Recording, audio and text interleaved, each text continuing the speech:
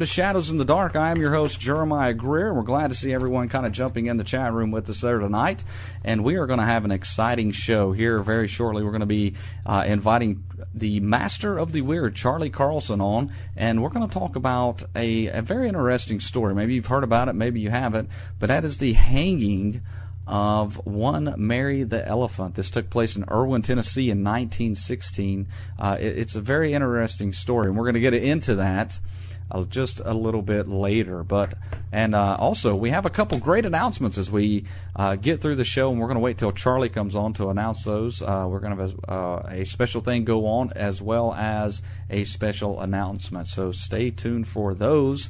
But before we get into that, let us see what is going on around the world. Well, if you've been listening to the show for a while, we ran a story just a few days or a few shows back, if I'm not mistaken, about road sign hackers. Well, it seems they are back, and they this Friday in northwestern Texas, they took control of another electronic road sign and displayed the message, "OMG, the British are coming.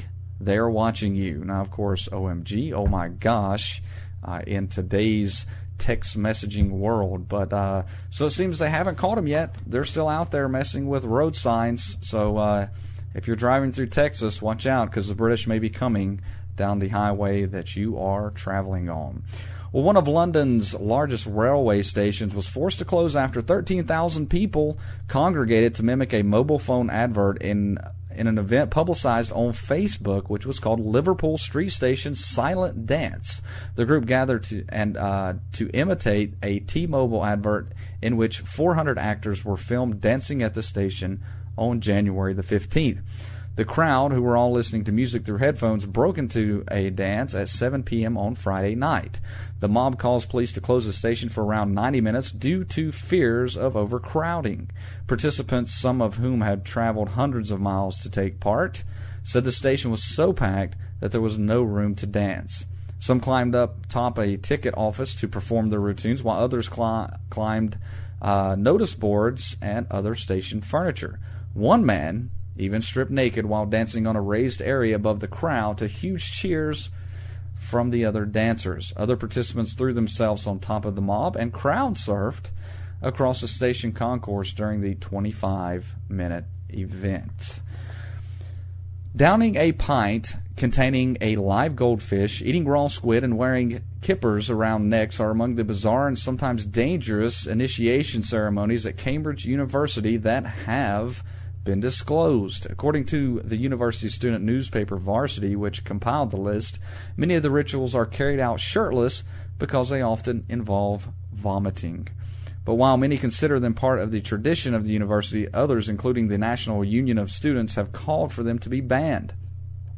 New members of the Wyverns Magdalen College Men's Drinking Society have to eat a 15-course meal with delicacies such as pig snout, and a pint of water with goldfish swimming inside. This year's initiation, which took place last week, featured raw leeks and whole uncooked squids. The 4 prospective members then had kippers put around their necks and had to down 4 pints in 3 minutes, each containing food, spices, and other foreign liquids. Not sure if I want to know what the foreign liquids are. An 18-year-old first-year Exeter student died from alcohol poisoning in 2006 after drinking 4 vodkas, 3 pints of cider, and a glass of wine before downing a pint of spirits as part of a golf club initiation. Another died in 2003 after choking on his own vomit. So, that's always been a controversial subject, right? Initiations into, fraternities, sororities, and other special groups. Who knows? A couple have taken time off work, bought vision goggles, and even hired psychic investigators to help them track down their missing dog. The dog named Jacob disappeared in January after chasing a deer. John and Shelley Hagerwood have given up £3,000 in wages after taking 2 weeks unpaid leave to conduct the search. They have also spent £200 on night vision goggles and £50 on leaflets appealing for help. A pilot based at Audley End Airfield flew them over the sea at 1,000 feet, but they still could not spot their beloved pet. In desperation, the couple turned to psychics for help.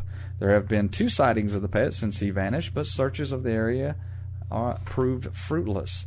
The couple does have 3 other Broncos, which is the actual dog, the kind of dog that they have that has gone missing. Scientists are expected to make a decision within days on when the Large Hadron Collider will be restarted. The LHC suffered a catastrophic malfunction soon after being switched on last September amid a fanfare of publicity. Officials and scientists from the European Organization for Nuclear Research, otherwise known as CERN, which built the £4 billion device, have been in talks this week about when to restart it. They have disclosed what caused the LHC to grind to a halt and how to prevent similar incidents happening in the future. CERN have now said that they hope the machine will be up and running in time to deliver the first batch of data for experts to begin experiments by the end of the year. A final decision on the exact date to switch it back on is expected following a meeting on Monday. So that is great. We can hurry up. Let's get to that, making some mini black holes. Let's suck up Geneva. So that's one of the side effects to this. One of the, if it could go wrong, could create a mini black hole. Well, a robot that teaches itself to walk and appears to mimic the evolution of animals has been developed by British scientists. Living creatures took millions of years to change from amphibians into 4-legged animals, as some believe, but the new machine can perform a similar trick in just hours. Its software automatically gets bigger and more complex as its physical body develops. That's kind of interesting. And of course, so a lot of us, I don't say a lot, but we definitely have this belief, a common belief, that we will eventually have robots in our everyday life doing things for us. And here's one that apparently can even evolve. That's kind of interesting. All right, our last bit of thing here. I started doing this last show, and I thought, why not keep doing a few more? Because some of these are fun. But here's your top 10 false facts. So if you thought these were true, some people have put some studies behind it. It says not at all. So number 10 is a scientific study on peanuts in bars found traces of over 100 unique specimens of urine. Well, no study has ever been conducted that looked for urine in peanuts at bars. Still, maybe we'll think twice about eating peanuts in a bar. Elevators have killed or can kill when their cables snap. That also is false. Why is that false? Well, most elevators have 4 cables to break to start off with, which are very strong. Then, if those happen to fail, you have a braking system on the car itself. If that also fails, then the shaft has a braking system. So you really have to have quite a bit to fail. Now, there is one record of a complete failure in 1945 after a plane crashed into the Empire State Building. Now, it was a 75-floor drop, but the lady inside did survive because of the air pressure beneath the car. So that's interesting. Number 8, you can't fold a piece of paper in half more than 7 times. That is false, but it is difficult to do. Number 7, elephants are the only mammal that can't jump. Are the only mammal that can't jump. Well, not true. Sloth and rhinos can't either. Number 6, 1 dog year is equal to 7 human years. That is also false, and mainly because of the different breeds of dogs live different number of years. They actually say to have a very long youth, kind of a average length middle age, so they kind of age a little different than us. Number 5, if someone wrongly advertises goods for the wrong price, they have to sell it to you for that price. No, that is false. A shop price is an invitation to bargain, not an invitation to buy. And I don't think a lot of people know that. Most places you can go into, you can bargain on the price. So, maybe try that next time you go buy that big screen TV. You might get them to come down a couple $100 for you. Number 4, NASA invented the Dust Buster. Nope, not true at all. The development of a small battery by Black & Decker was needed by NASA, which they did develop for them, but that led to Black & Decker inventing the Dust Buster. Number 3, polar bears are left-handed. Well, scientists found that they are not left-handed. They are ambidextrous, which means they have equal use of both hands. Number 2, no two countries with McDonald's franchises have ever gone to war. Not true. Georgia and Russia in 2008 and Israel and Lebanon in 2006. They all have McDonald's and they fought against each other. So that's kind of interesting. I guess they were trying to say McDonald's was the key to world peace, I guess. Number 1, the number 1 false fact. The Great Wall of China is the only man-made structure visible from space. Not true at all. You can actually see quite a bit of man-made structures, but after you reach a few thousand miles, you see nothing that is man-made at all. All right, so there's your top 10 false facts along with your news. So we're going to take a quick little break. We're going to return. We're going to be talking with Charlie Carlson tonight about the one and only Murderous Mary.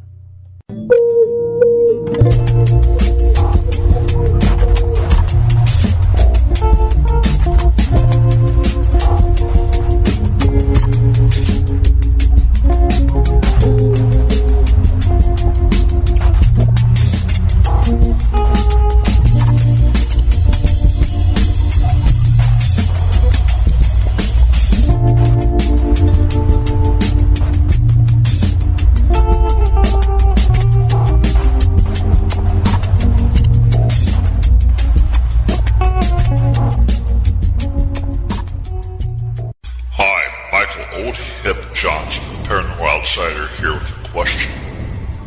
Are you a fan of ghost, history, horror writers, mediums, TV celebrities, demonologists, and EVP specialists? What would you give or do to meet and greet top TV celebrities such as Chris Fleming, Patrick Burns, Chip Coffey, Tiffany Johnson, Dave Schrader, John Zaffis, the cast of Scared TV, Adam Bly, Barry Taft, Stacey Jones, the Constantinos, Scotty Roberts, Vince Wilson. Well, before you give up on that new piece of investigative hardware, check out Northeastern Paranormal Investigations Phenomenology 101, March 26th through the 28th in Gettysburg, Pennsylvania. This 3-day event includes a reception to meet and greet the celebrities, lectures, vendors. Limited tickets are available for investigations of 3 haunted locations in Gettysburg you won't want to miss. Still not convinced? What if I told you we have gotten special rates for the Eisenhower Hotel in historic Gettysburg located on the 3rd day battlefield? Go to www.northeasternparanormal.org for all the ticket information and tell them Old Hip sent you.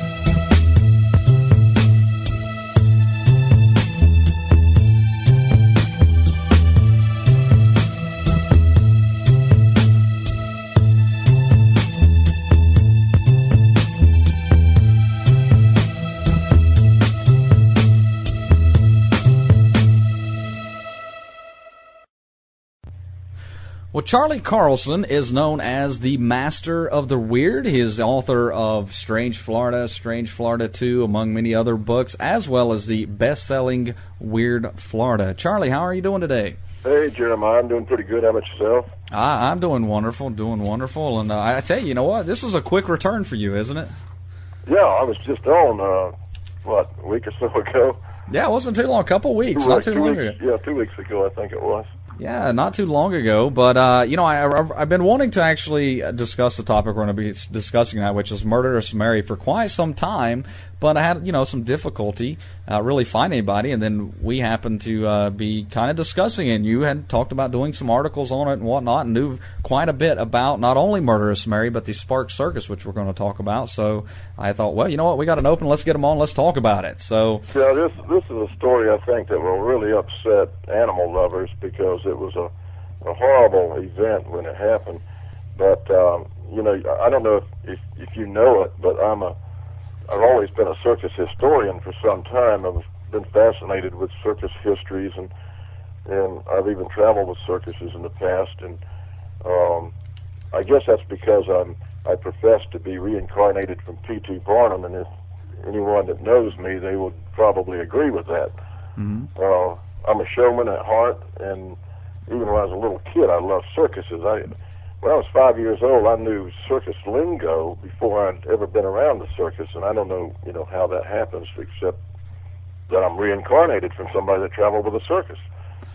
But anyway, I've researched a lot of circus histories, and this one really has to do with the Sparks Circus.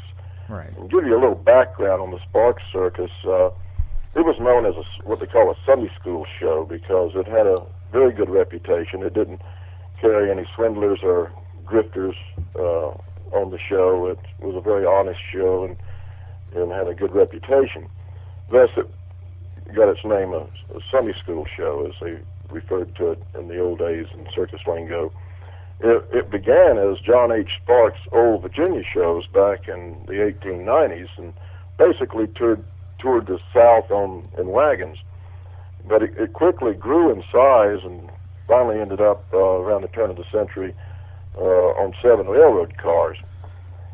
And by around 1916, right around the First World War, the show was on 15 railroad cars, which pretty well made it a big show, because any show that was traveling on a train with 15 cars or more at that time was considered a big show.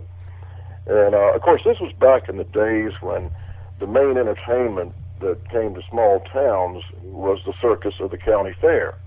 Mm-hmm. You didn't have the theme parks, and you didn't have the interstate highway so you could get to theme parks, or if there were any, which there were not any back then, or amusement parks, anything like that. So people waited for the circus to come to town. That was the biggest thing that happened during the year. And during this period from 1916 into the 1930s, it was not unusual for as many as 5 or 6 big shows to play a town in 1 year. And I'm talking about big shows. I'm talking about shows like the John Robinson Circus, which a lot of people probably never heard of. Their big top could sit 10,000 people. That's how big these shows were that traveled by train back there. And wow. The Sparks show fit right in with some of the big boys back then. So in 1916, Sparks' son, Charles Sparks, in which he was an adopted son of John, he became the manager of the show. And he kept the show on the road and grew it in size to about 20 cars through the 1920s, and finally sold the show in 1928, I think it was, to the American Circus Corporation, which was owned at that time by the Ringling Brothers. And of course, this firm had the show until they kept about 2 years, I think, before selling it. And then it continued on the road through the 1930s to about 1933 or so. And then it went out of business, and basically it terminated at that point. But back in the 1940s, we see the name Sparks Circus out there again. But that wasn't the true Sparks Circus. What that was is that Ringling leased the banner name of the show and used it on another circus. So that's a real quick history of the Sparks Circus. But one of the featured attractions in 1916 with the Sparks Circus was a huge elephant, an Asian elephant by the name of Mary. Mary was advertised as being the world's largest elephant at the time. And in some of the advertisements, if you can find them, of the Sparks Circus, it refers to Mary as the largest living land animal on Earth. She weighed over 5 tons, and she was about 3 inches taller than Jumbo the elephant, which everybody knows about, which belonged to Barnum and Bailey Circus. And she usually led the circus parades, and everybody turned out to see Mary because she was such a big animal. She also performed in the show, standing on her front legs and playing musical instruments, and she even had a little skit where she would pitch a baseball and bat a baseball, and everybody loved that. She was a great star. She was the main star of the Sparks Circus. But it was her size, I think, that really awed most of the people from these rural communities where the show played at, because number one, very few people that lived in the countryside in America at that time had ever seen an elephant, much less something as big as Mary. She was valued at something like $8,000. Some reports say that she was valued at $20,000. Well, in either case, that was big money back in those days. But Mary was more than just a performer to the Sparks family. Actually, Charles Sparks' father had purchased Mary back in the 1890s when the show was smaller, and Mary was only about 4 years old at the time. And she was actually a family pet to begin with. And Charles Sparks, he married a woman by the name of Mitchell. I think she had been the cook or something like that with the show. But she was also an animal doctor, which made the Sparks Circus the first circus on the road that actually carried an animal doctor with them. Of course, today's circuses, they carry veterinarians, especially your big shows. But Mary, and I guess you could say that she was the child of the Sparks family, since the couple never had any children of their own. So they were very close to Mary. And so, quite naturally, they were kind and gentle and respectful to her as an animal. And in spite of the show's success at the time, which it was very popular throughout the Southeast, it still was a little bit behind its major competitor in the South, which was the John Robinson's four-ring circus. And I think Robinson's show traveled on something like 50 railroad cars or so at the time, and had a much larger number of performers and many more elephants and animals to exhibit to the public. And there was a strong competition between the circuses back then, too. They would do things like rip down each other's posters or plaster their posters over the other guys and everything. There was a lot of rivalry between these shows. But in the morning of September the 11th, 1916, the circus arrived in St. Paul, Virginia, and played there. And there was a local hotel worker that decided he wanted to join the circus. So he quit his hotel job and got a job working with the elephants, even though he had absolutely no experience. What he was supposed to do is basically fix them up for the parades and keep them fed and wash them down and lead them to water. And but that was his main job. And he had never been with a circus before, anything like that. He joined the show there in Virginia, and if I remember right, his name was Red Eldridge. Yeah. And I think you said you did some research, and if I remember, that was his name. Yeah, that's his name. Yeah, Red Eldridge. Yeah. And he was somewhere in his 20s, I guess, probably 20 to 30 years of age. And he got on with the show there, and the show left St. Paul, Virginia, and went to Kingsport, Tennessee. And that's where they were supposed to play their next date at.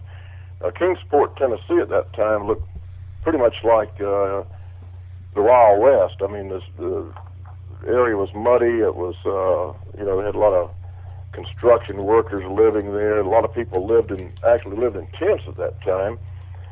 And the Clinchfield Railroad went through there, and they were still building railroads into the coal fields to the north of there. So the town was basically an industrial boom town at that time. And workers steamed into Kingsport, and many of them came from outlying areas to the circus when it was set up there, because, like I say, it was the biggest thing going on in town at that time, so it attracted a lot of people from the outlying areas. On September the 12th, there was a big county fair going on in Kingsport, and Sparks Circus was going to be part of that event. So the crowds all gathered in to see the circus, and stood by the roadside during the circus parade to watch the big elephant, Mighty Mary, as they referred to it in newspapers, to come marching by with all the other elephants that followed her. And you can imagine, being up there at that time in that area of the country and seeing something like that. It had to be quite an awesome sight to people, that especially many of them had never seen an elephant. But anyway, as the story goes, the guy named Elridge, which was hired on as a caretaker for the elephants, he was leading Mary to get some water, and the main elephant handler was not there on the scene at the time. He was away. He was either sick or something. So this guy was put in charge of the elephant herd, although he had no knowledge at all about elephants. And somewhere in the process of being led to water, now there's two different stories. One of the stories say that this happened during the parade, but most evidence shows that it actually happened when she was being led to water. And she saw a piece of watermelon laying on the ground, so she reached out with her trunk to grab it, and this fellow Elridge, even though he was ignoring, he'd been trained a little bit as far as, how to treat the elephants with kindness and all that, he prodded her with a stick, and according to the reports, he actually hit her in the side of the head with a bull hook. A bull hook is a short stick that has a blunt point on it, and it has a hook on it that has a round ball, and you can still see these bull hooks used in circuses today, where the person that's leading the elephant will use these to guide the elephant. They're not made to actually hurt the animal. But he evidently hit Mary upside the jaw, and she had an abscessed tooth. Well, Mary was pretty old at that time, and she was probably in pain. What she did is she grabbed Elridge and slammed him to the ground. Now, one story says that she threw him through a lemonade stand, but all we know for sure is that she grabbed him with her trunk and slammed him down on the ground. And there's another story that says she squashed his head like a melon with her foot, but that was probably some hyped up news in the newspaper, because the newspapers really ran with this story. But anyway, she killed this guy, and of course the crowd went into a frenzy, and they started yelling, "Kill the elephant, kill the elephant," and it kind of spread throughout the crowd, and they demanded that something be done about this rogue elephant, and they were calling Mary a murderer and all this, and so they demanded that something be done about it. So Charles Sparks, he rushed over and put his arm around Mary's trunk and tried to calm her down, because she was kind of getting out of hand there with all the crowd yelling and everything, and there was even a blacksmith that had fired shots at her, and they said the bullets bounced off her thick hide. So she was very excited with her bad tooth and everything, and with the crowd making a racket like they were. But anyway, I think what transpired after that was that the Kingsport authorities actually arrested Mary and staked her out by the county jail, and then everybody went downtown to see Mary down there in chains by the jail. And Charles Sparks had a problem on his hand there at that point, because he had a gut-wrenching decision to make concerning Mary's fate. because everybody was demanding that she be put to death. Well, you got to remember that he had raised her from a baby, so he kind of looked at her like one of his like his kid. So anyway, what became of that is that he had to make the decision, and he figured, well, he was going to be out of business. He wouldn't be able to play in any one of those towns in the South, because with the newspapers coming in doing stories on this murderous elephant, unless he put her down. So he made the decision that that was what was going to happen. The only problem was that there was no way to put her down. There was not enough. They even thought about electrocuting her, but there was not enough electricity in the town at that time to even electrocute her. Right. They thought about shooting her, but there was no weapons powerful enough to penetrate her hide. So they decided, well, why not hang her? And the crowd was almost like a lynch mob anyway. They were just out for blood here. They even just wanted to bring in an old Civil War cannon and fire that at her. And this poor elephant was still staked there with all this stuff going on. Yeah. Now, the mayor of Johnson City, Tennessee, which was the circus's next stop, had already banned the circus once he got word of it from setting foot in his territory, as long as Mary was with him. So it was already, Charles Sparks already realized that he had to do something about his elephant there. So anyway, what they did, they decided to hang her. But how do you hang an elephant? That was a big problem. But it seems that the Clinchfield Railroad, they had a derrick, but the derrick was in Irving, Tennessee, and one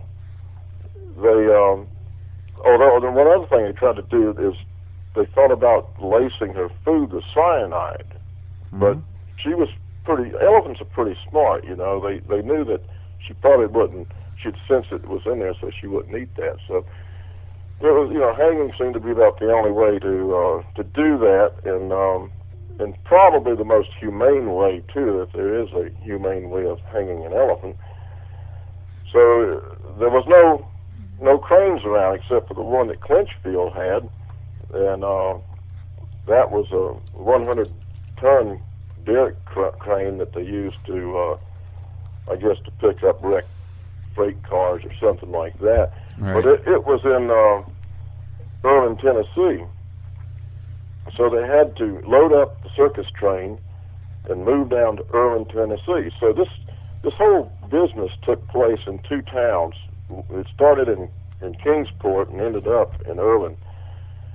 So on the morning of September the 3rd, the circus train carrying Mary and the rest of the Sparks Circus arrived in Irving, Tennessee, and they pulled into the Clinchfield Railroad yards there, and there was that's where Clinchfield had their headquarters. Their repair facilities and everything was there, and the town Irving at that time had about probably somewhere around 1,000 people living in it. It wasn't a great big town, and I guess the railroad was probably the biggest thing going in the town at the time.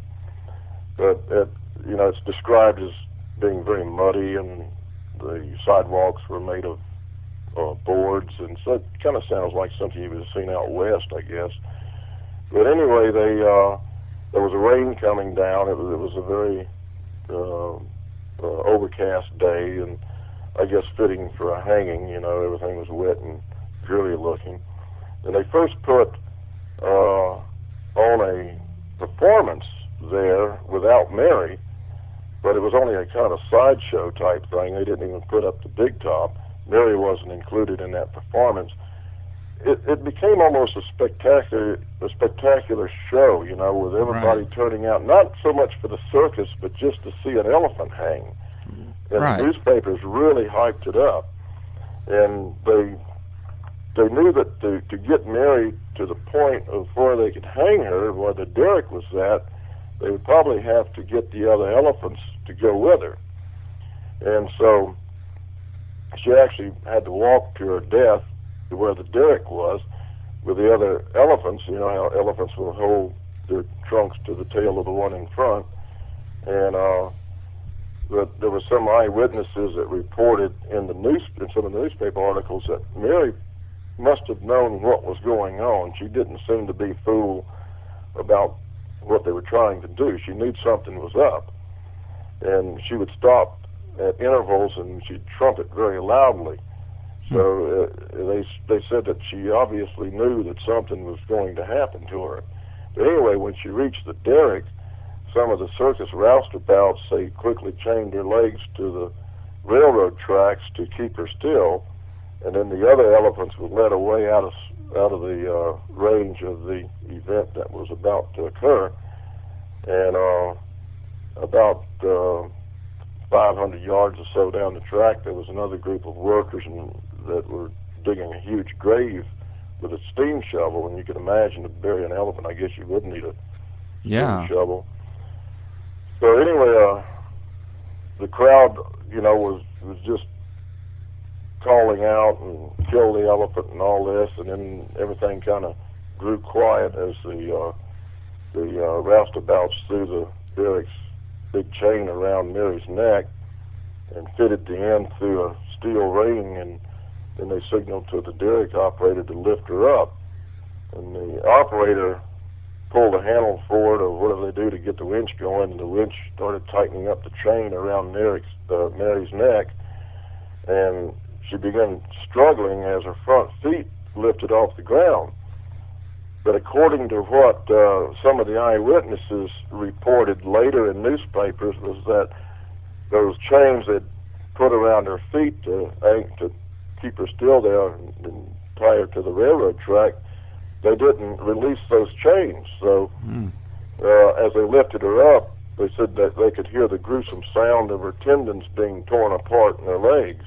And loud, certainly there was a loud crack or something, and it just shattered the silence, and Mary fell to the ground with a thud, and evidently it broke her hip and broke her leg, and so the crowd took off then because they figured, well, she's really going to be mad now. She'll kill all of us. Yeah. And I mean, they just tortured this poor animal is what they did. And anyway, she sat there stunned on the railroad track for a while, and then they decided to go ahead and put the chain back around her neck and finish the job off. And they hoisted her up in the air again, and in a few minutes she kind of went limp and died.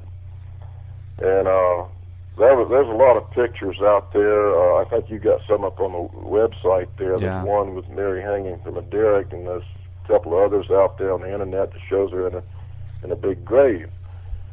And she was dragged off and put in the big hole and buried. They don't know exactly where she's buried at now, but there was second thoughts to all of this after all the hype and everything, and newspapers really ran with it. They claimed that Mary had been with other circuses and had been a rogue elephant and killed other people, and back in those days they would take an animal like, say, an elephant that went wild or something during a show and hurt somebody.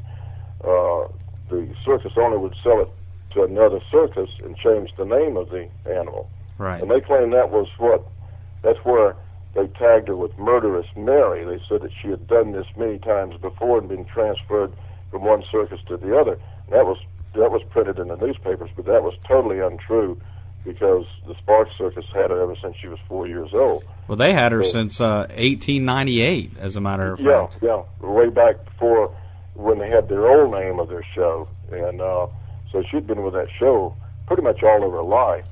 So this is how the hype went. The newspapers didn't do the situation any good because they kept hyping the thing up and tagging her with such names as Murderous Mary and Rogue Elephant and names like that.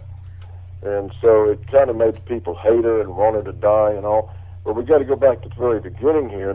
None of that would have happened if this young fellow that had been hired on had been a little bit more caring with her. I mean, right. She had an abscessed tooth and everything. Hit her upside the head like that with a bull hook is what made her go on this rampage.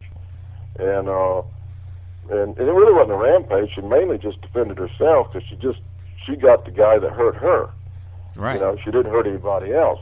But with the crowd around there, it started this frenzy, and I think it just shows you how crowd psychology works. You probably see it today out there someplace. You know, you get everybody chanting and saying this or that, and before you know it, the whole crowd becomes one mind. And I think that's what happened back then. But even though the newspapers hyped it up as being a murderous elephant and all this, the local people soon had second thoughts about this whole business and wanted to forget about it. They wanted to kind of hide that piece of their history so nobody could see it. Understandably, you know, it's not good publicity to be known as the town that killed the elephant, you know. Right, yeah. And so for years it was a piece of hidden history, and it's only come back out in recent times. And it was, I think the first time I had run across it was on one of those game shows. I think it was Jeopardy, if I remember right, where there was some question about the hanging of an elephant. And when they said the Sparks Circus, and I knew which circus they were talking about, so I had some information that I had gathered from microfilm when I was doing some research on circuses in Florida during the early 1900s, and there was Mary on all the posters. She was featured in every one of those posters up until 1917, and then she disappeared off the poster. So that told me, you know, this probably really happened because Mary's no longer around to be on the poster. Mm-hmm. And so it's something I think that some of the people there probably rather forget. You know, it certainly wasn't a pleasant thing. I mean, this is the ultimate animal abuse, and it all goes back to probably 5 minutes of somebody doing something wrong that created the whole thing. I understand now that some of the businesses in, I believe in Irving, Tennessee, it's called the Hanging Elephant. I think there's a restaurant or something there, but the story's coming back out now, and there was a proposal about a year ago or so where they wanted to erect a historical marker there, telling about the hanging of the elephant and about Mary's history and everything. Now, on the ghost side of the thing, they say if you go into the area of the old Clinchfield Railroad yards on a rainy morning, you can hear the lonely trumpeting of an elephant.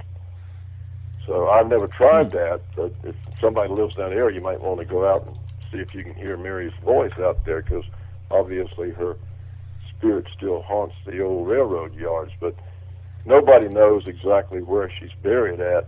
There were some other stories that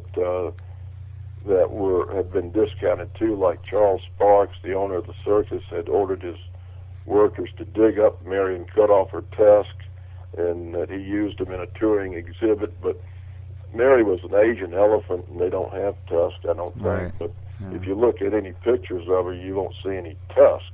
No. So see, that right off the bat, that's discounted. And there other hyped up stories that came from newspaper reporters at the time that was looking for a good story that don't really hold any water. But it was a big thing in the newspapers, but it was quickly shoved out of the way because the people just, I guess they had second thoughts and thought, well, this might have not been a good thing that we did. Yeah. So anyway, it's now, in the past few years, I've seen the story pop up in different magazines, and usually it has been among the circus historians that have known about this more than anybody else. Now, here's an ironic thing, too, is that Middle Tennessee, where all this happened at, where they hanged an elephant, now has an elephant sanctuary.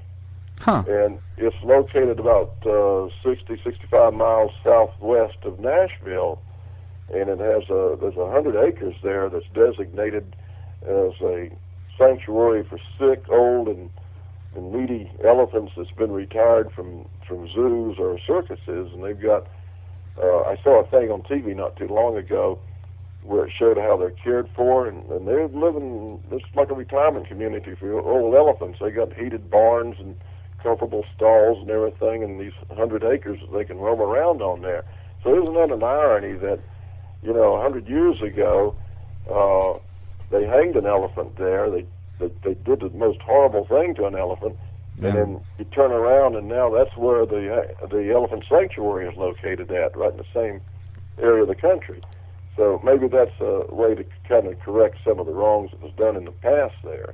Mm-hmm. But it's it's really a bad story, if you're an animal lover, and I've read the story in the newspapers and everything, and just to see how the newspapers hyped everything up with that, and I can imagine the poor elephant, with a bad tooth and get hit upside the head. I think I'd take my truck and slam somebody to the ground too.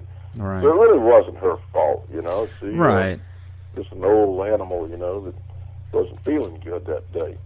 And I want to say to those, because there has been comments in the chat room of being a barbaric story and just horrific, and it is. And I didn't want to do this show tonight to say harm animals or anything like that. It's an important story, I think, to our history. And well, it is.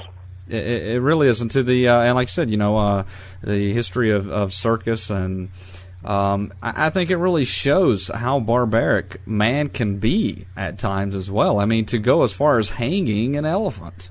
Yeah, and see, here's the other thing too.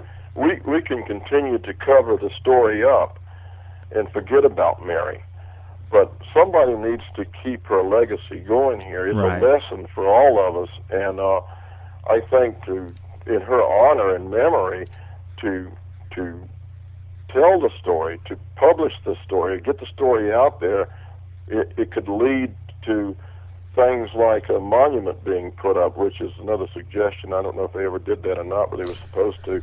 Yeah, I think the town. Yeah, I think the town really has tried over these past 90 years to separate themselves from it and not wanting a monument. They don't want to be known as the town that hanged an elephant.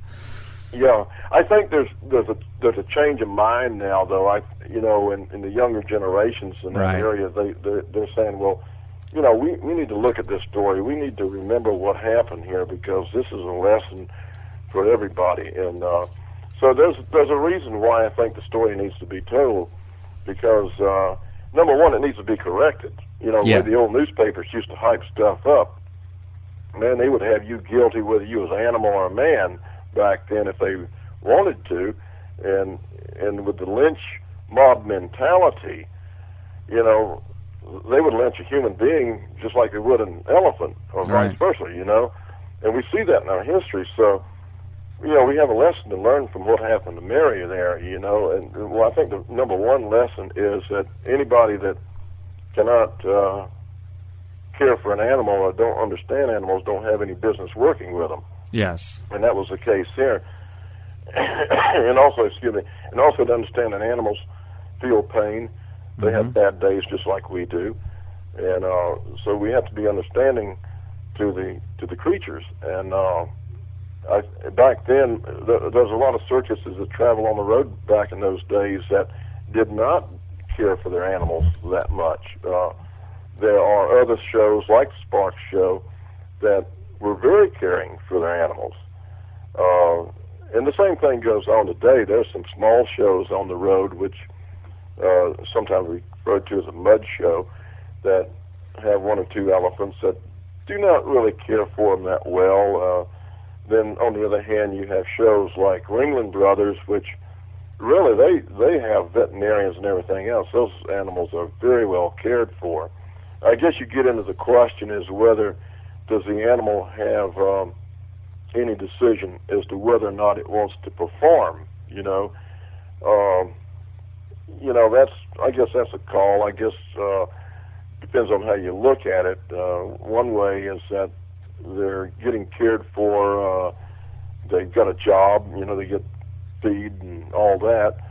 But on the other hand, no, they don't. They're kind of an indentured servant, I guess, if you will. But it varies from show to show depending on the size of the show. Some animals, I actually believe that there are animals that enjoy the applause and performing, and they react to it. But then, is it fair for me as a human to say that? I'm not in the animal's skin, so I can't really say how the animal feels. But I think the whole thing is that we as humans, we have to realize that animals have feelings and they have personalities and what have you. We know that from our dogs and cats that we keep. They're all different, and we have to understand that we have bad days and we have days we don't feel good, and we go into moods and stuff.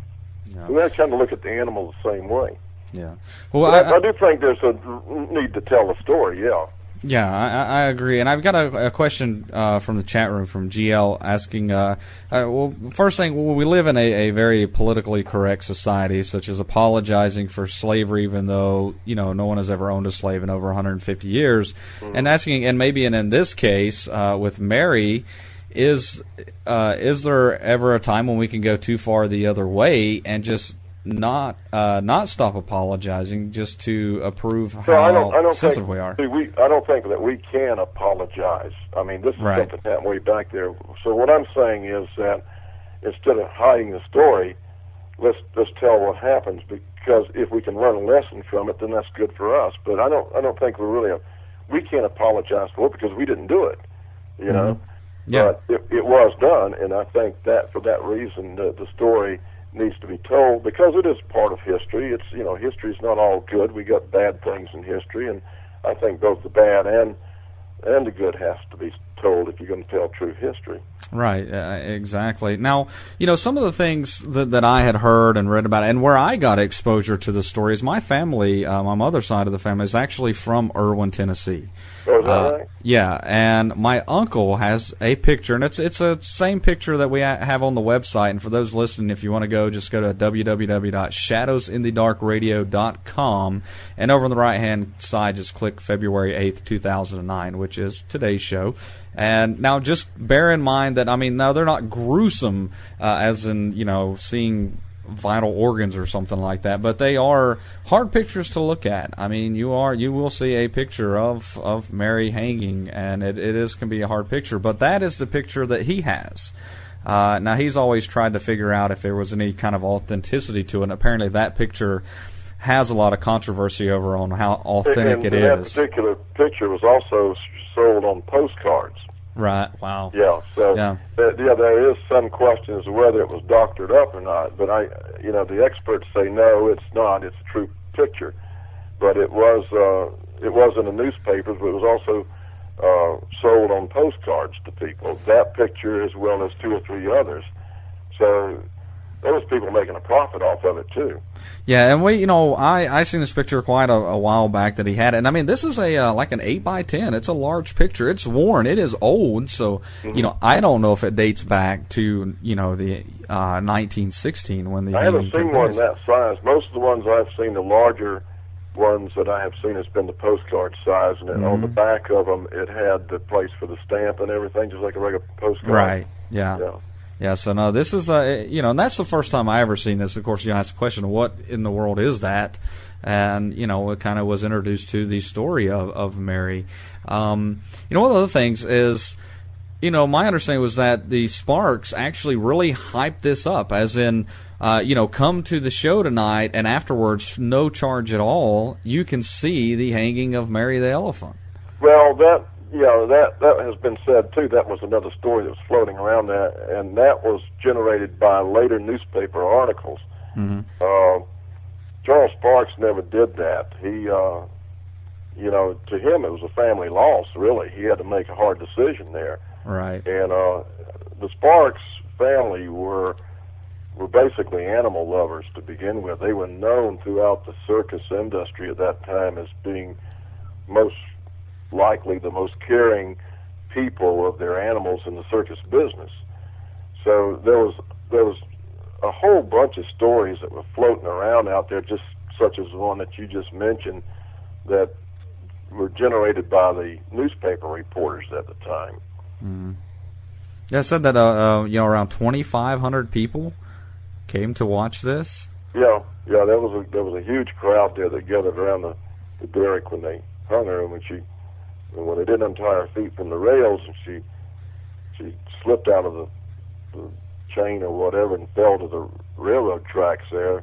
They said the crowd took off running because they thought she was going to get up and chase them. But of course, she was pretty well done by that time anyway. Right, and it's funny talking about the way newspapers hype stuff up. I know I was reading kind of I guess a snippet of an article from maybe a paper from around that time, and it talked about the chain snapping and Mary falling back to the ground, and it didn't say the crowd; it actually said the kids. The kids all fled. Yeah, because they put the children in there. So right, exactly. I think there's probably more adults than there were children there. Right. Yeah, but it is it's a very sad story. It really is, because they did really torture her in doing this. It is a tough story to listen to and to see the pictures and hear about it. It is the only place in the country that has ever hanged an elephant.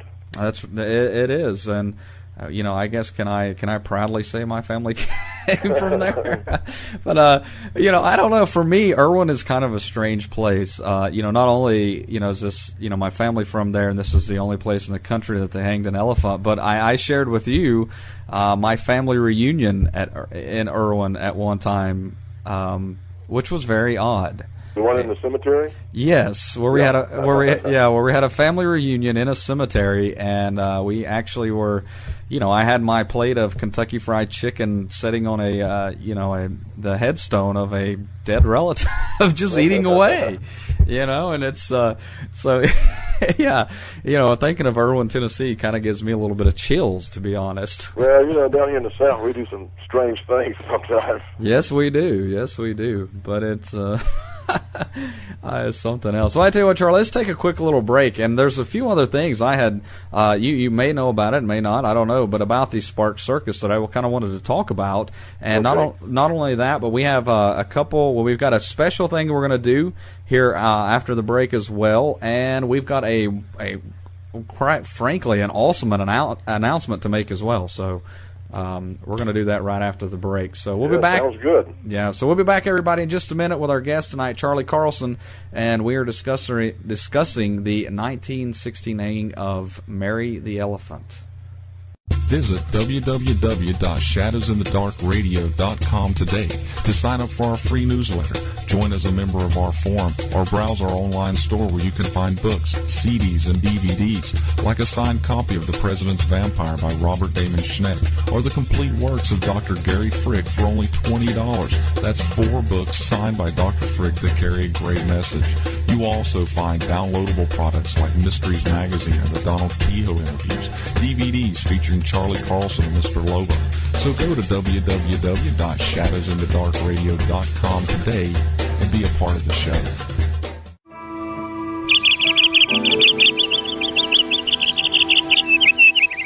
Have you been wondering what gift to get that special person in your life?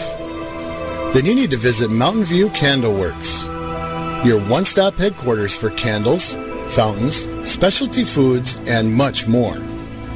Just visit www.mountainviewcandleworks.com. We make your candles with mountain care.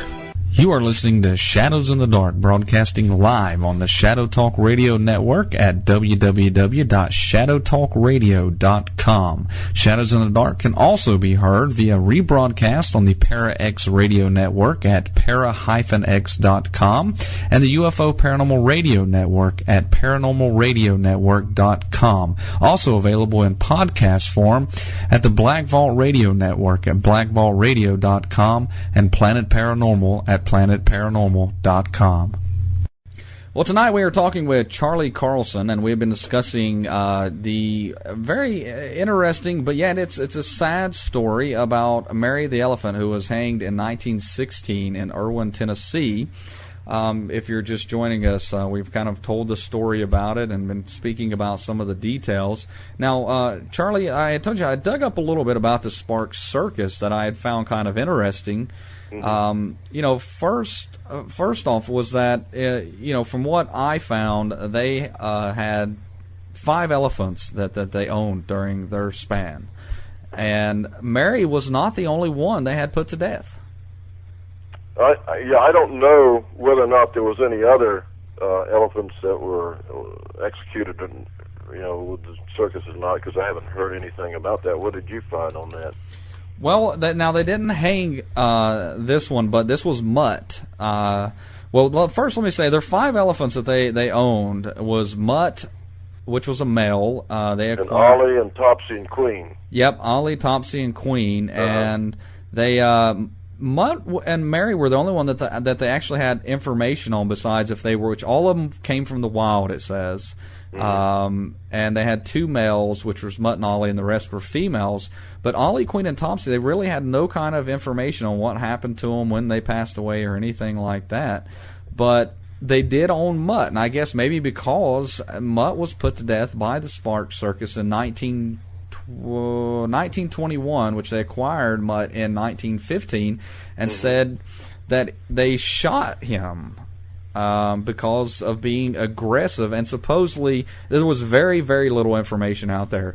Was that Mutt attacked his presenter, which resulted in her death. Apparently he went into some kind of rampage after being burned, and he was put in front of more or less a firing squad by at a nearby army barracks. Whereabouts was that at, do you know? No, I could not find where it took place, specific date, just the year. I mean, there was very, very little information. Yeah, I ran across an internet site not too many years ago that had a listing of all the elephants from circuses and zoos in this country that had been put to death for one reason or the other, for running on a rampage or whatever. And there's quite a extensive list, really. That there's probably, my guess was there's probably about 40 or something like that that's on that site. Mm-hmm. And if I can find that, I can go back and look and see if Mutt is on that list. I hadn't heard anything about any other elephants on that show being put to death other than Mary, but it could well be that Mutt might have got out of hand there, and they couldn't. That's the only way they had to deal with it. I don't know. Yeah, and this might have been the same site that I was looking. It was like some kind of elephant database. I don't know.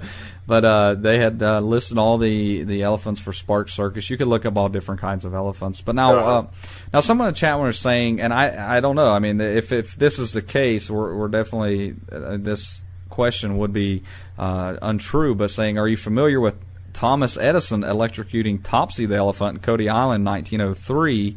And I guess if we're talking about the same Topsy, that couldn't be the case because all the elephants were there when Mary was hanged. Yeah, and see, the other thing is that Topsy was a common name among circus elephants. You'll probably find several Topsy elephants over a period of about 50 years in the circus world. So it might not be the same Topsy. Right. Sorry, have you ever heard that story, though? Some of Thomas Edison? Yes, I have heard that one, but I haven't heard a name put with it, but I have heard that there was an electrocution of an elephant in some connection with Thomas Edison. Mm-hmm. I don't know what the details are, whether that was just some sort of an experiment or what, but I have heard the story, though. Okay, well, they just stuck a link in the chat room, and apparently there must be something on Wikipedia about Topsy the elephant, which must deal with that. Check that out then. Yeah, they must deal with that. But I thought that was interesting that according to records, that Mary is not the only one that the Sparks Circus had to put down for some reason or another. Yeah, I haven't heard anything about any other elephants with that show being put down, but it could be the case, Mm-hmm. Like I said, there was very. What year was that supposed to be? 1921 is supposedly 21?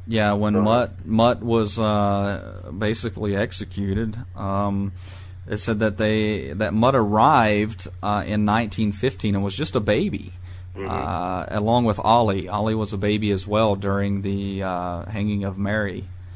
Well, Sparks still owned the show at that time because they didn't sell the show until 1928. Mm-hmm. So it was still in the Sparks family then. Right. And, one of the things that I thought was just really kind of interesting about this whole story is the fact of how long the Sparks had Mary. Like I said, they acquired Mary in 1898. They had it for almost 20 years. Yeah. And, she was, like I was saying, that she was raised basically as a pet. And then they trained her. She grew to be a larger size than what I think they expected, but she was right in there with the size and fame of Jumbo the elephant. Mm-hmm. Yeah. Well, I tell you what, while we're still kind of on Mary, one of the things that we were going to do tonight is give away a copy of Ashley's Shadow, which is a book by you. Mm-hmm. This is signed as well, a signed copy. So I think the way we're going to do it is let's see how well everybody was paying attention tonight. So I'm going to put a question out there. So before I ask the question, we'll give everybody a chance to pull up their email because I'm going to have you email me the answer. Excuse me. And go ahead and type in, the to address is J Greer, that's JGREER at shadowsinthedarkradio.com, and you can put in the subject giveaway.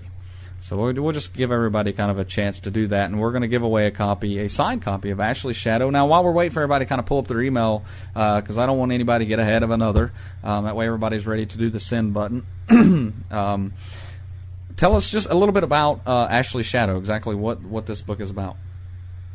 Ashley's Shadow is written about a place in Rockledge, Florida, which is Ashley's Restaurant, which is a place that I call it the most classic haunted place in the state. It's a restaurant that's changed names many, many times, but it's currently known as Ashley's Restaurant. It's supposed to be haunted. There's a lot of things that happen there, poltergeist activity, things moving around, people claiming that they're touched by unseen hands, and there's a long history of haunted claims in that place. And the management there can tell you stories, too, about what goes on there. But anyway, I was invited to write a screenplay some years ago for a small production company that was based on the haunting of Ashley's Restaurant. And I mixed in romance, humor, haunting, and a murder mystery all into this novel. It was the only novel I've ever written. And so that's basically what it's about. It's got a lot of twists and turns in there, but it's based on Ashley's Restaurant, the true haunting of it. It's also based on a true murder mystery, which was never solved, which had to do with Ethel Allen, a young girl that was found mutilated and dumped in the Indian River just south of Rockledge back in 1934. And so in a nutshell, that's pretty much what the book is about. Mm-hmm. It's been featured on Fox TV a couple of times and some other places, and it's been a pretty popular book. Now, the reason it never made it to the screen is because the production company I was writing the screenplay for went out of business, and due to 3 hurricanes that hit their facilities in South Florida. So I took my screenplay back and turned it into a novel. So that's how it got to be a book. And it is, I've actually had the opportunity to read it myself, and it is a good book. So it looks like everybody's, I think, getting their email over. They're saying they're kind of ready here. I think we've got one that is kind of falling behind. So we'll give just a second or two. So we've got a comment. It says, I think Jeremiah steals cookies from Girl Scouts. Okay. I may do it. I don't know. Well, I've often suspected that you did. Those cookies are just so daggone good, and I'm broke all the time. Do they still make those chocolate mint ones? Yes, they do. Oh, my goodness. That's the best tasting cookie there is. All right, here we go. Okay, so here is the question. We're going to see, so if everybody's got your email up, just so you can double check, make sure the 2 says jgreer@shadowsinthedarkradio.com. That is JGREER. And your subject says giveaway. Now, of course, if you have the subject a little different, I'm not going to hold that against you. But here is the question. We'll see how well you were paying attention. I think we only really mentioned this once. What was the name of the trainer that was killed by Mary and was just hired the day before? He worked at a hotel and was just hired the day before, and that is who Mary had killed after he poked her, and she got upset. So just email that, jgreer@shadowsinthedarkradio.com, subject giveaway. Email your answer, and I'll reply back to it if you're the winner, and we'll get your mailing address. That's a good question. I almost forgot his name myself. Well, I fear we got to get something a little difficult, so we'll see how well everybody was paying attention tonight. So, but I'll say that's I was just laughing at the chat room there. But, I have to get to Wikipedia, so apparently we had some that weren't paying attention. But again, I want to say, just as we were saying earlier, that we didn't do this show to say that it is right to harm animals. Definitely, I know I'm against it, Charlie. I know you are as well. That the appropriate treatment to animals is what you're all for, and but again, this is a story that needs to be told. It doesn't need to be forgotten. We can learn from it. Plus, Mary's legacy as really kind of being wronged, really. Yeah, and I might add too that I don't mean any harm by telling the story, because I have my own private animal sanctuary. My late wife had rehabilitated some 1,500 animals, so we're very much animal lovers, and I got more animals around this place now than I do humans, and spend more money on their health care than I do my own. Mm-hmm. So, I have a high respect for animals.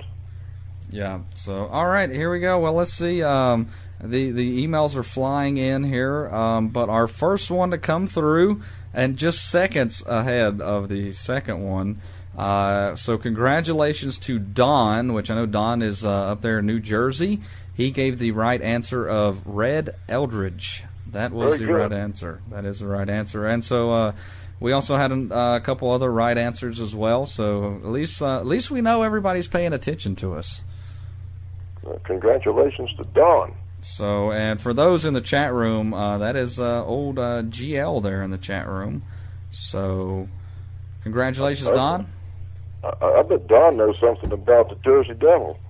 He probably does. That was who also was asking about the Topsy. He said that the story of Topsy apparently is covered in Weird New Jersey. Oh, is it? Yeah, that's what he's saying. So I got the Weird New Jersey sitting on my shelf right there. Well, have you not read it? Well, I work for those guys. I don't read their books. I'll make sure to edit that out of the podcast there to change it where it says, I love reading their books. So, excuse me there. So, so congratulations, Don. And if I'm not mistaken, Don has also purchased from the store. So I have your mailing address, so no need to reply back to you. And I will get that out to you tomorrow. So congratulations, Ashley Shadow, signed by none other than the Master of the Weird. Yeah, me. That's right. Who? Okay. I don't know who the Master of the Weird is. So, as we're along the lines of kind of talking about great announcements, for those who have been kind of keeping track, we are, been planning our 24-hour broadcast, which Charlie has been helping with that as well. And we had our little committee meeting today that we have every so many Sundays. And, man, I tell you what, we had a lot of great things come out of that. Oh, man, this thing's getting to be big, Oh, man, it is getting to be huge, and I tell you what. And with this link that we've got to Ripley's, believe it or not, they're big supporters with us here. We're doing this right along with them at their place, so, you can't get no better than that.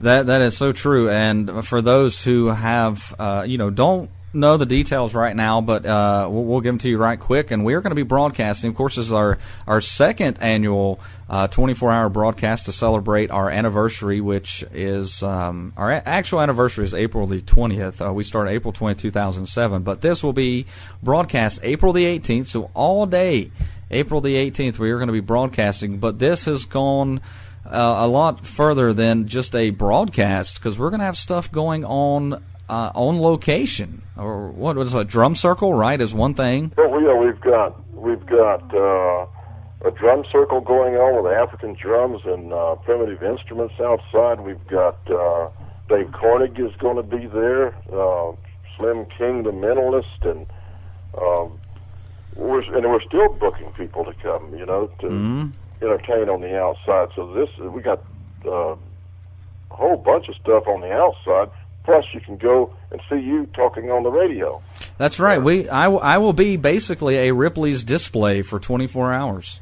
Yeah, we're going to have Owen Slider, America's Skeptical Ghost Hunter, with his orange Ghostbusters suit on. He's going to be there. I'll be there. Mm-hmm.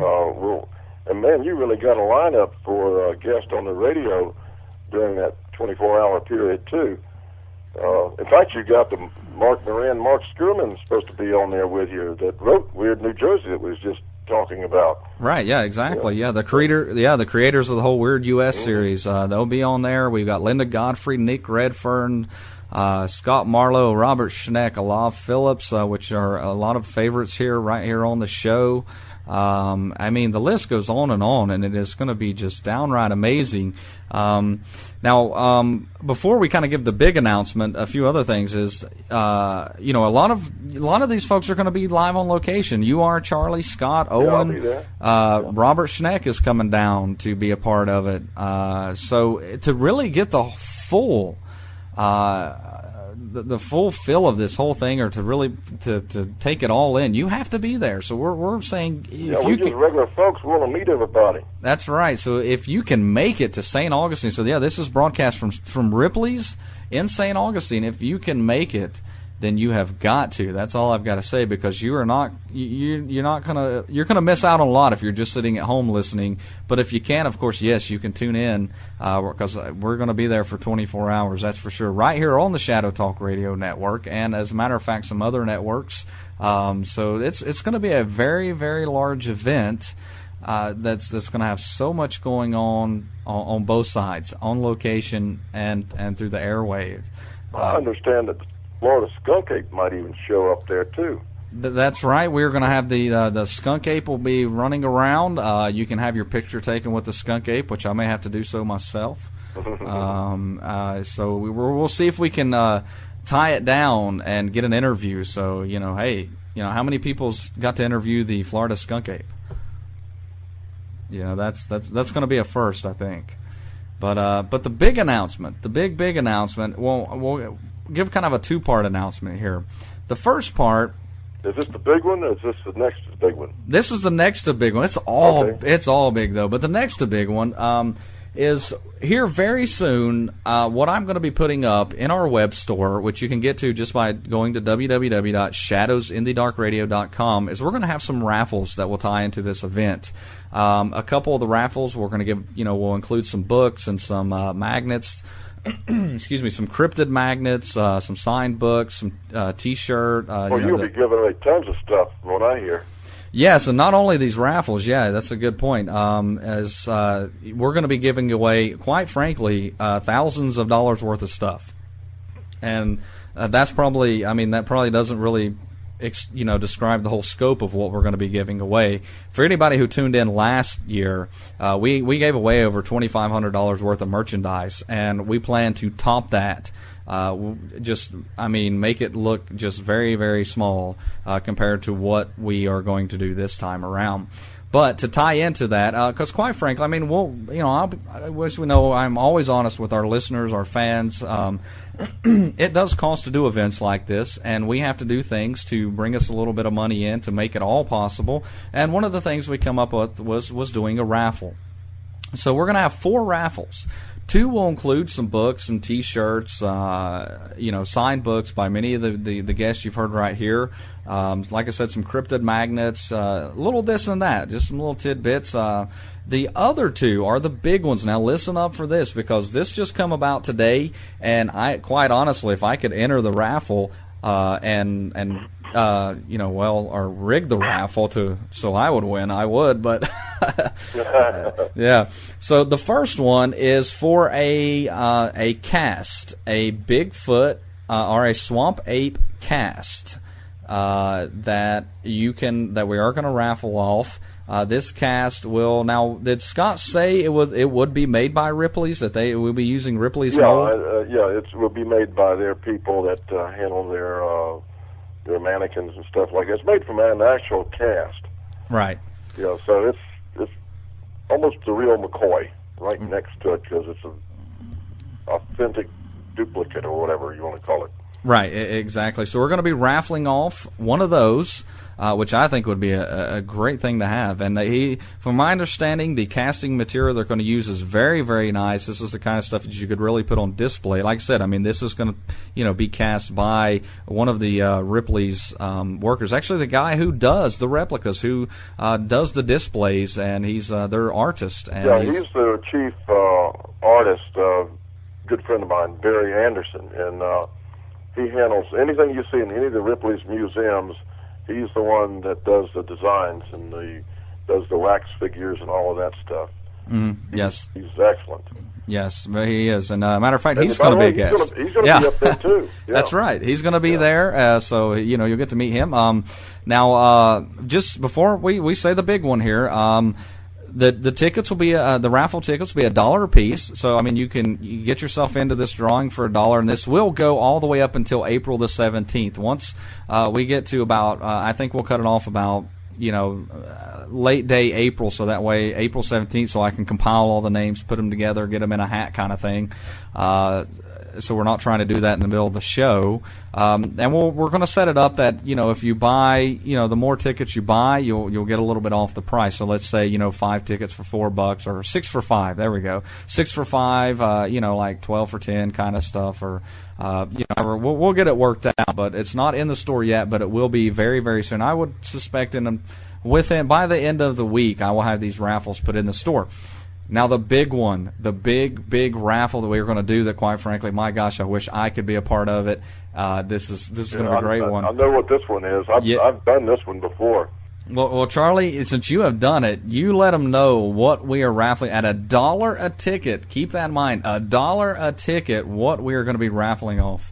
Well, the way I understand it is that whoever wins this one wins a chance to go out on a real skunk ape hunt with a cryptozoologist, the leading cryptozoologist in this part of the country, which is Scott Marlowe.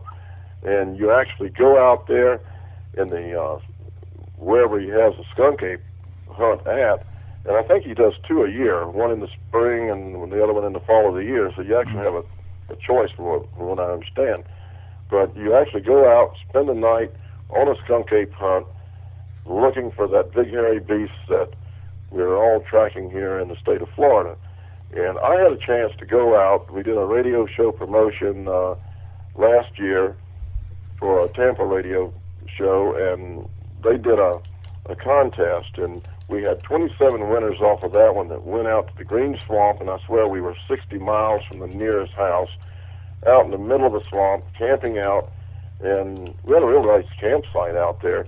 And we were out there in the woods at night looking for the skunk ape, and we actually heard some things out there that we couldn't explain, such as banging on trees. That apes are known for taking a stick and hitting trees.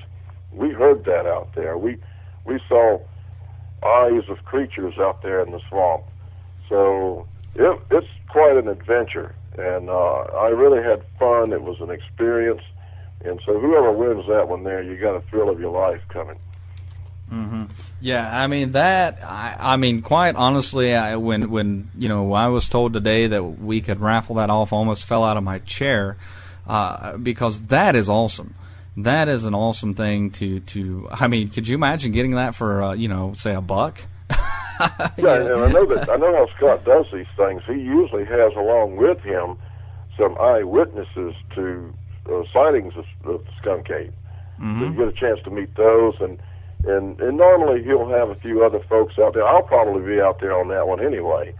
So you get to meet me and anybody else that Scott drags along, and it could be anybody. I mean, he knows so many people. You know, you never know who you're going to meet with him. So right. That's really a great prize for somebody. It is, and I'm going to have to get up with Scott and see if I can even be a part of it, because my gosh, that would be awesome. What better than to go on a skunk ape hunt with a leading cryptozoologist in Florida, Scott Marlowe, and yourself, the master of the weird. I mean, you're only talking about a great time. Now, of course, for those who, are saying, wow, I've got to enter that, do, keep in mind, this is in Florida. You will have to make your own travel arrangements down to Florida to get there. Now, I don't know exactly what all includes once you're part of the expedition. I guess you're camping out and whatnot and cooking we camp out. Yeah, if you've got a tent or whatever. Scott has some camping supplies, too. I don't know to what extent, but I know he supplied some last time. Of course, I brought my own tent, which I had trouble setting up. Everybody was looking at me because I was supposed to know how to. It was a brand new one of those dome things. You got to bend the bows in the thing. Right, yeah. And everybody's looking at me, and he's a master of the weird. He's supposed to know how to do all this stuff, and the wind was blowing. And it took me 2 hours to set that blame thing up. But we had a lot of fun. We had a big bonfire out there, so we had a hot dog roast, and we sat around it and told stories, and everybody just had a great time. But it's a real adventure. It's not something that's phony or anything. I mean, you actually experience being out there in the woods looking for a cryptid animal. Mm-hmm. And you'll be right there with people that do this all the time, so you're well taken care of. So you're not going to get lost in the swamp or anything like that. And so it's, you can't beat that for a prize, really. No, you can. Not for something. I mean, I've took part in raffles, and usually you don't buy more than about $5 or $10 worth of tickets at most times, and so this is the opportunity to get something. I don't know what he, normally this kind of charges, but I know he was talking about others that do things like this for like $800. Yeah, they do, and it's not done. Most of them are not done in a scientific manner either. They're basically selling a tour, you might say. Right. It's not. See, the ones that Scott does is for a real purpose, but these others that will charge $600, $800 for you to go run around the woods someplace, I never have looked at them as being anything other than just a profit-making venture. Right. So this would be a real one. I mean, he actually applies science to the way he does things. Well, this is actually the expedition is done through Pangea Academy, which is part of his classes that he teaches on cryptozoology, and this is one of the classes you can even sign up for to go and do this. And if I'm not mistaken, it is to sign up for his class is a couple $100 or so. So you're getting one heck of a deal. And I mean, my goodness. I mean, not only that. I mean, there's some great raffles, but this, like we said, the money that is that we get from the raffles does go towards making this event possible, and doing even more with it that we can do. We want to make it huge. We want to make it very well worth either tuning in or being right there with us. And that you don't find many things that are completely free. So. And this is the case with this. But again, those raffles will be going up in our web store by the end of the week. I just got to gather some information on a few of them so we make sure every bit of it. But 2 of the raffles will be, for some books and T-shirts, a mixture of different things. One will be for a cast of a swamp ape footprint that will be cast by one of the guys from Ripley's Believe It or Not, that is Barry Anderson. And, of course, the big one, you will be buying a chance to win a place in a swamp ape expedition, which, God, I think that is awesome. I am telling you. Gives you something to talk about once you go on one.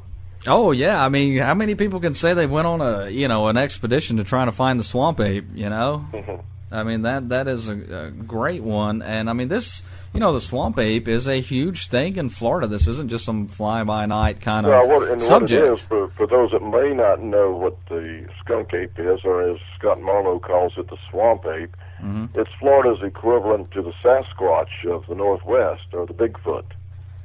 And he can explain to you, he's got a database of all the sightings and everything, and he is an authority on these sightings, and he can explain much better than I can the difference between Florida's version versus the other Bigfoot creatures that are sighted in other parts of the country. But Florida kind of has its own unique type of Bigfoot, and that's what Scott is a specialist in.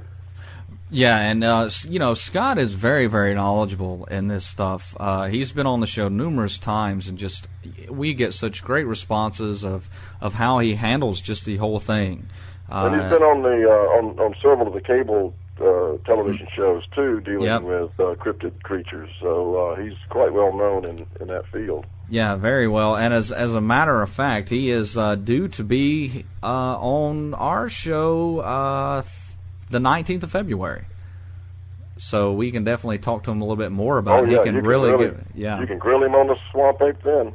Yeah, so we're going to be talking about the swamp ape during that show, and we can get some of the finer details of this expedition as well. I mean, my gosh, what an awesome thing for Scott to put out there for us to be able to help us out with this. And like I said, I mean, it's just going to be $1 a ticket like all the other raffles.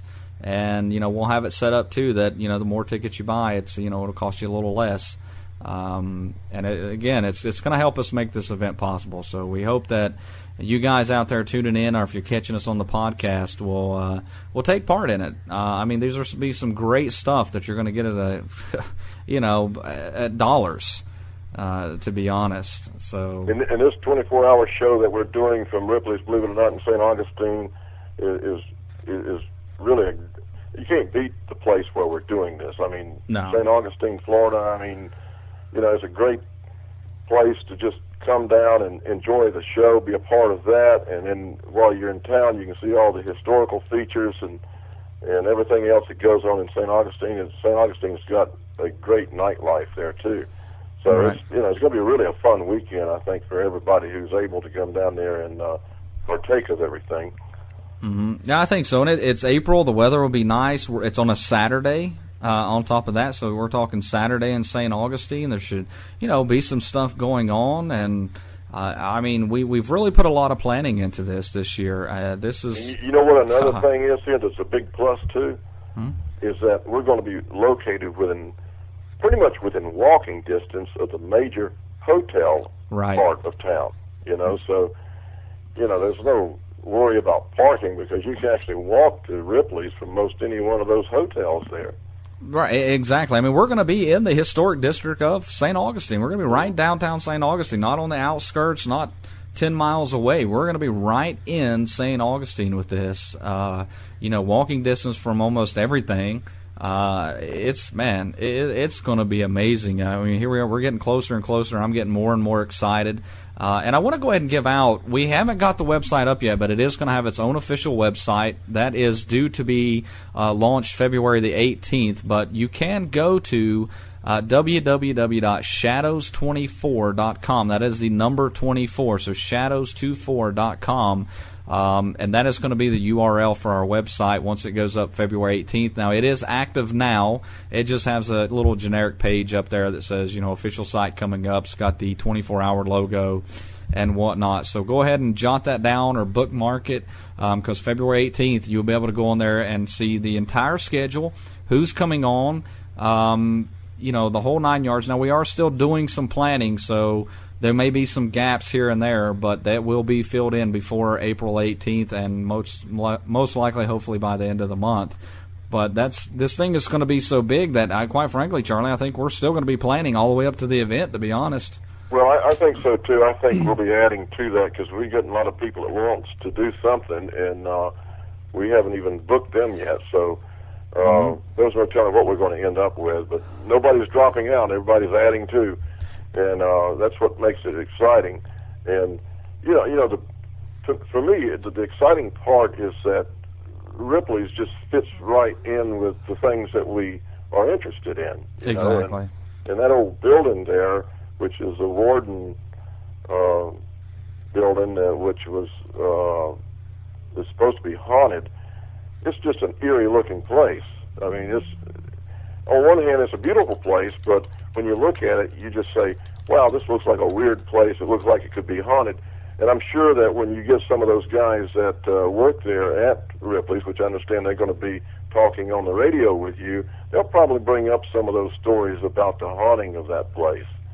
So it's, what a weird place to have something like this. This is going to be grand. Well, it looks like a castle. It's actually called the Ripley's Castle by some. It looks like a castle, and it is supposedly haunted. They have actually had to investigate it. Originally, it was called the Warden Castle or something like that. And Marjorie Rawlins, who wrote The Yearling, of course, she lived there, and that was her home for a while back in the old days when it was built.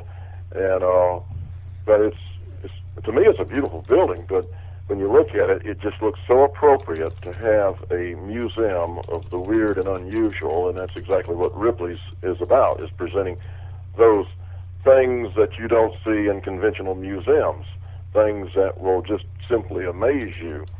And they present it in such a professional manner, and it's an educational place, really. I mean, you go through that museum there, and you can't help but leave being both amazed and educated when you leave that place. But for us to be connected with them and be broadcasting from that site, you couldn't ask for anything better. It's really going to be exciting. It really is. I really feel it is. And I mean, I've already started receiving even emails from a lot of ghost hunting groups around there who have apparently making plans to make their way up wherever they're coming from. So it sounds like we're going to end up with a pretty good large crowd. I've talked to some who say they're even traveling from out of state down to St. Augustine to be a part of it. Well, I know that there's a lot of them coming out of Florida that's going to be there. In fact, I heard that one was going to make this their annual convention for their group. Wonderful. And that's something that if you are a group, and I know most ghost hunting groups are small. They usually consist of about 6 people or so, and some up to 12. It's a good place to get together. You have a common thing there, and you could call that your annual get-together. And that would be great for some of these groups. But there doesn't have to be ghost hunting groups. It could be UFO groups or whatever, because we talk about everything. And I think that the guests that you're going to have on and the things that we're going to have on the outside there, the free entertainment, I think that we cover just about everything in the field of the weird and unusual, from UFOs to cryptozoology to spirits, you name it. We're going to present it there in one way or the other. And that's it. It's many people have told me they really enjoy the show because it's very diverse. Well, look at Shadows in the Darkest, 24 shows all in one. It will be very diverse in the topics discussed. I mean, we'll go from UFOs next hour to ghosts to conspiracies to just downright weird and strange. We'll be all over the paranormal map and then some. We'll talk about some music. It's going to be, the show all wrapped up into one nice 24-hour package, I guess. And, not only that, Ripley's will be running their ghost train throughout the day as well.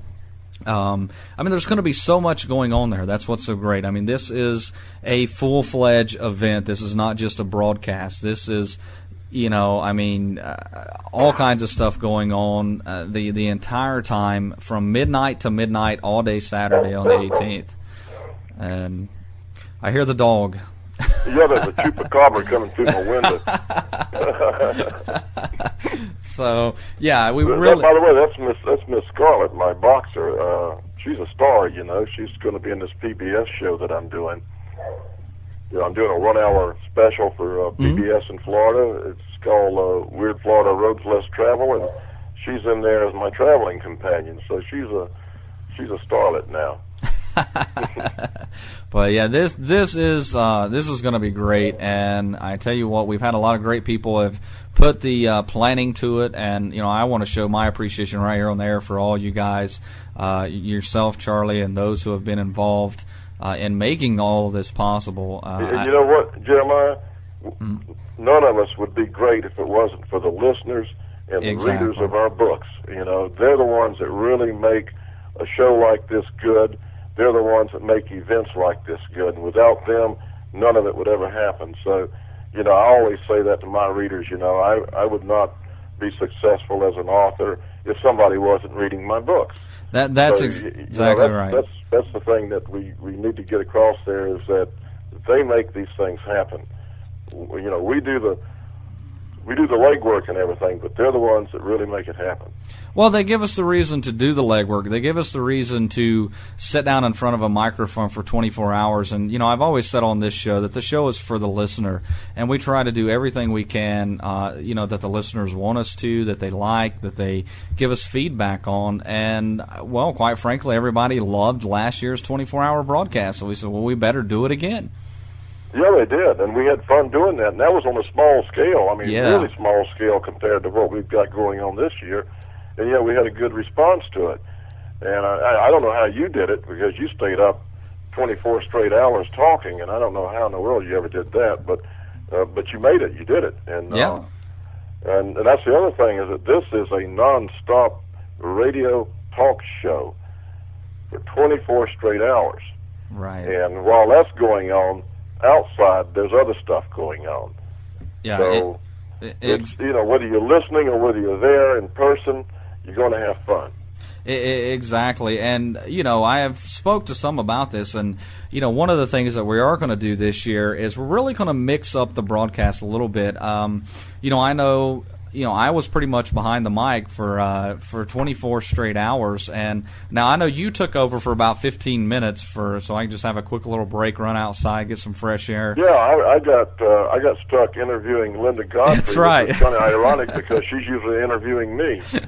That's right. So this year we're going to have guest host, co-host. We're really going to be mixing up. We're going to be pairing up a lot of our guests, which a lot of these people haven't ever been interviewed together. So like I said, we're going to be all over the place with this, and it's going to be fascinating. So make sure to tune in for that, or at least, or be there. That would be great. So April 18th, St. Augustine, Ripley's in St. Augustine, or if you can't make it down there, of course, right here on Shadow Talk Radio Network. Now, Charlie, we only have a little bit left, and one of the other things that we had been working on here recently, and I didn't want to leave a lot of time for it anyway, because we don't want to give away everything that happened there. Yeah, and I know what you're talking about, yeah. Right. We went to the Green Park Inn in Blowing Rock, North Carolina, and we filmed a documentary that's in post-production. Of course, right now we've got it in post-production, but there's not a lot of focus on it because we've got this whole 24-hour event coming up that has got to get all the attention right now. But I tell you what, we had some interesting things go on there. We had a lot of fun. We heard some great stories and met some great people. Oh, you got some great interviews there. You interviewed just about everybody that worked in that hotel. Mm-hmm. Plus the fact it just so happened to be a ghost hunting group in the hotel when we were doing the filming. So we got a chance to get some of their investigations on the tape there. So that'll be presented in there. And you know what? That one room that I was in there on what was it, the third floor, when the toilet flushed by itself, and there was three of us that witnessed it. Yeah. When stuff like that happens, you start wondering, hey, something's going on here. Or in that other room where that person had committed suicide on the first floor, when we got those really weird EMF spikes, that was weird. And I try to be objective on this stuff. I'm a little bit like Owen Slider. He's a skeptic, Right. There's a skeptical side to me, but because I don't just jump at everything and say, oh, that has to be a ghost. But I have to admit, those two experiences in that place, that made me stop and think that, how do you explain this? Well, something's happening. Well, not only that, and the man who had committed suicide, it was room 131, and the first night we were there, we went in there with the EMF detectors, got some very interesting readings, and then 2 nights later, I went in there with the group that had come by, which, by the way, they are GAPS, Ghostly Appalachia Paranormal Society, and we got very similar readings as well. Now, I wouldn't say as strong of readings as we got, but we got kind of the same thing going on that we had that very first night as well. And well, when we were in there, if you recall, we were using 2 EMF detectors. Uh-huh. And just to make sure that both of them was picking up the same thing, and then you got to, I said, well, why don't we see if this is a spirit? Ask it some questions to make mine spike if it was a yes, and make the other one spike if it was a no, or whatever we did. And it was like we were talking to a spirit, because mine would spike, and then the other person's would spike, and, so I kind of felt like, these EMF detectors are reacting to something here. Mm-hmm. And then remember, you said, are you getting tired or something like that? And it gave us a yes, that it wanted to quit. Right, yeah, it did. And we were well away from any electrical fields, too, so there should not have been any high readings on those EMF detectors. And so it's something I can't explain. It's not like, well, we took a digital camera and we got an orb. Right. Orbs can be explained away many, many ways, and so I'm kind of skeptical on most orbs, but something like this, you have to say, well, something's going on here, and they say it's a haunted room.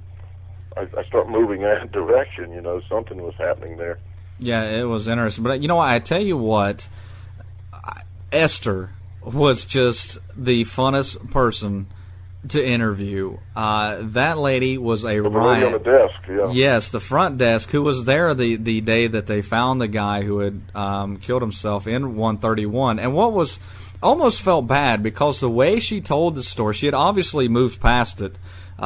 She was a riot, and we were cracking up at her telling the story of finding a guy who had shot himself. Yeah. But it was just the way she told the story. It was just hilarious. Well, she was a character, that's for sure. And see, the other thing, this is not just, somebody died in the room without there being any historical backup to it. Right. This is a documented case. It actually happened. So unlike other ghost stories, we've got some documentation on it. And I found it very strange that when you tried to interview the maid did not want to say anything. Right. Yeah, both maids. And so, did it make you wonder, have they experienced something, they just don't want to talk about it, or what? But you did get an interview with the chefs and the bartender, and all these other people, about 15 interviews or so? Yeah, we had quite a bit, and they all definitely seemed to have had some kind of experience there. There was really nobody that said, no, I've just never had anything happen at all. Well, that flushing toilet is the one that I can't figure out, and that room didn't even have a haunted story behind it. We'd been in there doing something else, and that toilet just flushed by itself, and, there's no way a toilet can do that I know of. 3 of us witnessed it. Right, exactly. So again, that hopefully the documentary will be out soon. We don't know exactly when. We haven't put a release date on it yet, because we have, like I said, we've got this 24-hour broadcast that we really want to put a lot of focus on right now. Well, Charlie, I'm sorry, we were just right here at enough time for me to close out the show. So I want to say I really appreciate you joining us and talking, sharing the story of Mary the Elephant and helping keeping that alive. It was really an interesting discussion. Well, it's always a pleasure to be on the show, and I'm going to look forward to seeing a lot of those listeners out there in St. Augustine on April the 18th and 19th, too. I'd like to meet them all. That's exactly right. Well, Charlie, again, thank you so much. Hang on the line. Don't go anywhere. Just hang on with me for a second. Well, everyone, thanks so much for tuning in. For all those who joined us in the chat room, of course, we always really appreciate that. And if you're listening on the podcast, we know some can't get here live, and we definitely appreciate you taking the time to tune in and support us and be a part of Shadows in the Dark. Don't forget, check out our website, www.shadowsinthedarkradio.com. Now, this Thursday, 9:30 p.m. Eastern Time, right here on the Shadow Talk Radio Network, our guest will be Elizabeth Egan Cox. She is a novelist, a paranormal novelist, and she has some new books out. We're going to be talking about one of her books called Ghost of a Chance. She says it's a cozy paranormal mystery where she takes the ghost and actually makes it into a character and not a novelty. Now, I've been reading the book. It is a good book, so we'll get into that and talk about, her technique of writing and her, if she's had any experience. So look forward to that. It's Elizabeth Egan Cox. So again, thanks everyone, and thanks to Charlie for joining us tonight. This has been Shadows in the Dark, where the darkness is illuminated. Good night, everyone. Shadows in the dark.